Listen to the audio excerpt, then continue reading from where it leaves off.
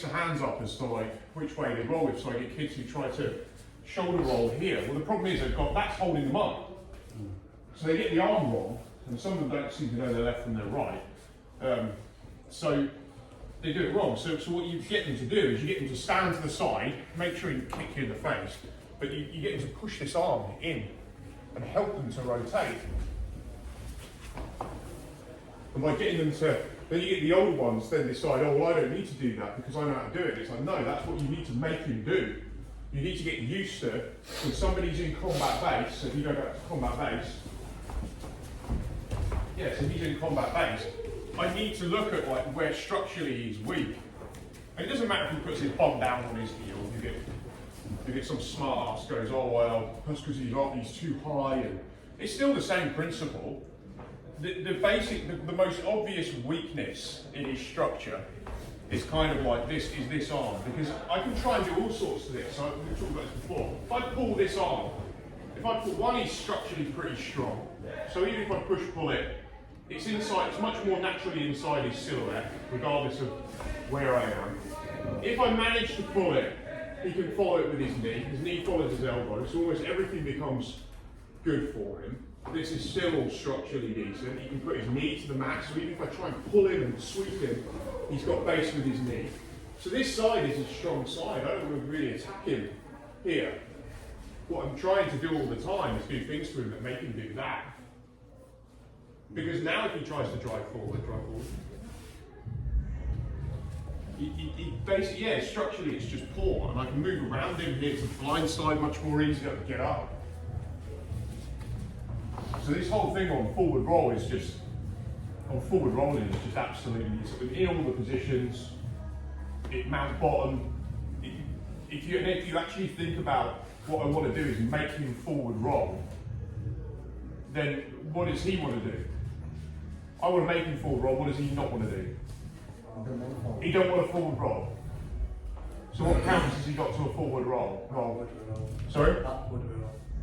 Well, he doesn't. In closed guard, maybe, but it's kind of you're not. Usually, it's just all you really are going to do is things like basically scrolling to the other side is one of them to stop elevation. You could just scroll both sides, but basically scroll movements kill the ability to roll.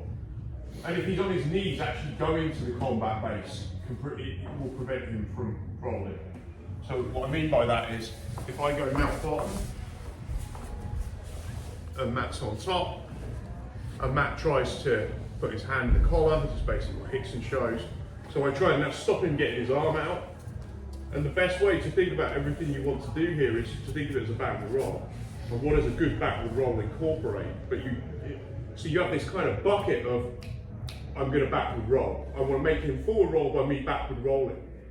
But what I don't want is this segmented idea of how it gets coached, and I've done this a lot myself, where you start with, okay, well, first of all, you bring your feet up to your backside as far as you can, and you take your body out to the side, and whatever other details I want to go into.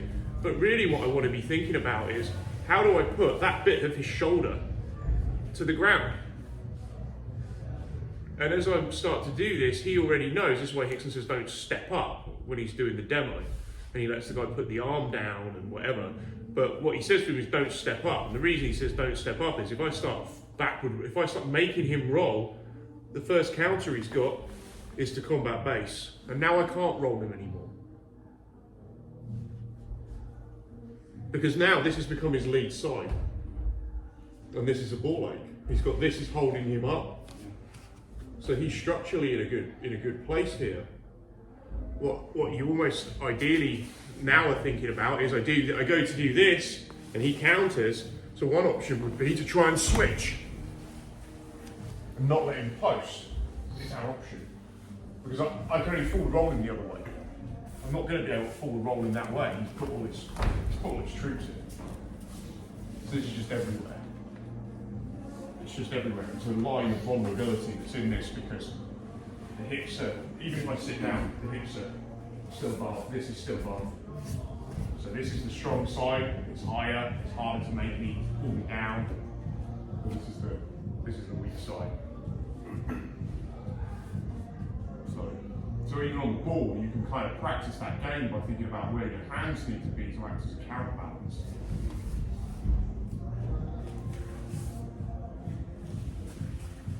So let's just get a body, and we'll just literally start in that combat base, nice and easy. It's almost like a warm up. And so he steps up. So if you think about this now, I'm basically mirroring him. And I just go, say for example, I can pull the collar, I can push down. Why do I pull the collar? People talk about elevation, but really what I'm trying to do is put my shoulder to the mat. I'm trying to help him put his shoulder to the mat, to the rock. That's all that sweep really is. Head to the mat. Yeah. So you just start looking at what making him roll. So just grab the body and just do it as a bit of a warm up and go from there. Done.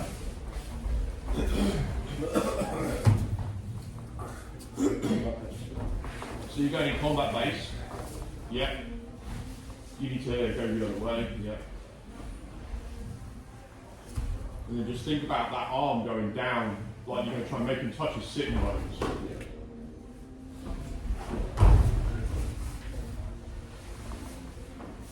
Yeah, that arm. See, you see how if you don't push that arm under his own sitting bone, so you need to make him forward roll, like you're trying to help him at the beginning of class.